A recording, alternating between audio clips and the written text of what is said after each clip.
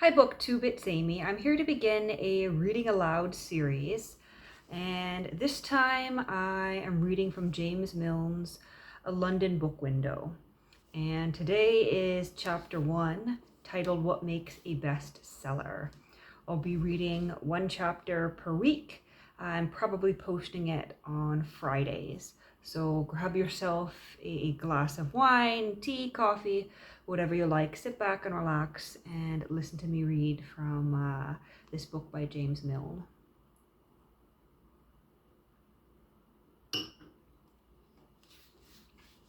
So here we go with chapter 1, titled What Makes a Bestseller.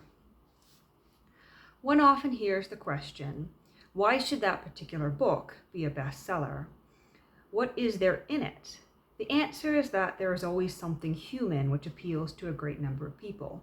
Bestsellers are not made only of dry paper and print. They have a thrill or a tear, a sorrow or a laugh for the multitude. They must, in some form, have the fabled touch of nature which makes the whole world kin.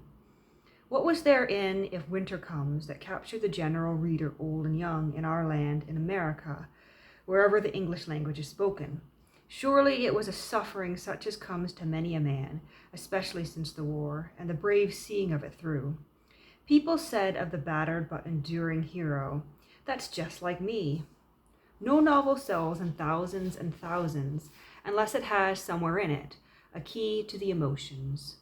What passage in human nature drove the chic into a circulation which it would take pages of figures to reckon?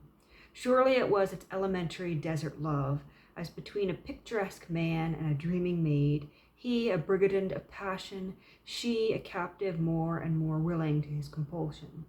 Young womanhood and young manhood have their visions, and they will seek them in impossible tales with impossible heroes and heroines, and not be a bit the worse, because to most of us the pleasures of anticipation are the great pleasures, sometimes the only pleasures.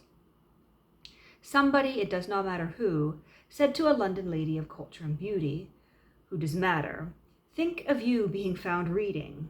The chic, a perfectly impossible person who never could be on land or sea. "Yes," she answered, laying down the novel beside her cup of tea. "That's just it, the impossible man. A woman can always meet, maybe even get, the possible man, but the impossible man is only possible in an impossible story, and the Eve in a woman's good heart goes out to him.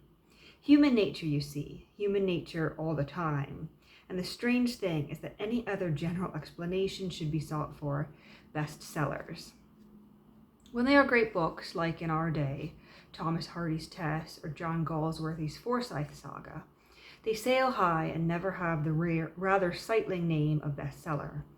They are always selling, always being read, and being sincere human documents. They become documents of life.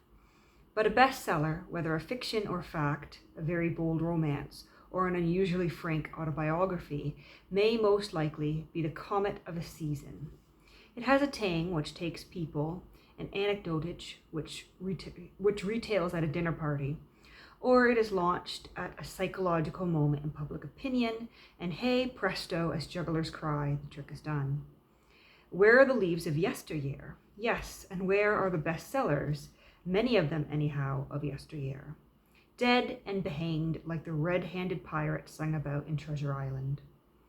Oh well, it is the way of nature, literary nature included, to bud, to bloom, and to die.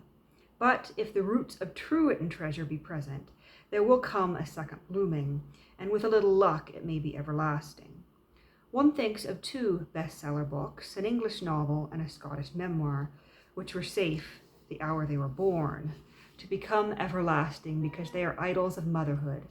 The novel is Mrs. Henry Wood's East Lynne, over which mothers still cry for the reason that it touches every string of their hearts. The memoir is Sir James Barrie's Margaret Ogilvy, a portrait which will probably survive when all the characters of his plays, unless it be Peter Pan, lose themselves in the mists of time. Why? It is a portrait not alone of Barrie's mother, but of the Scottish mother, and with differences caused by environment, she is the universal mother, the supreme heroine of all our affections, an unfailing conduct to a bestseller in the worthy sense. And that is the end of chapter 1. And, because I collect J.M. Barrie, I have heard of Margaret Ogilvy. I've read Margaret Ogilvy. But although it was a bestseller, and although James Milne here says it's going to stand the test of time, it really hasn't, unless you are an avid reader of J.M. Barrie. You've probably never heard of that. And I've certainly never heard of Mrs. Henry Wood's East Lynne.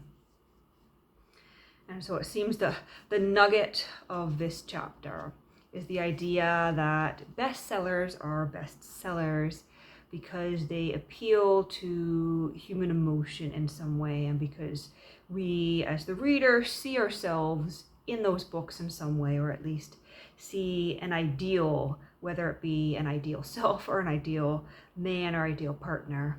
We see something we like in these books that appeals to our emotion, and I guess he says that's what makes it a bestseller. So next week I'll be reading chapter 2 here, which is titled The Happy Ending.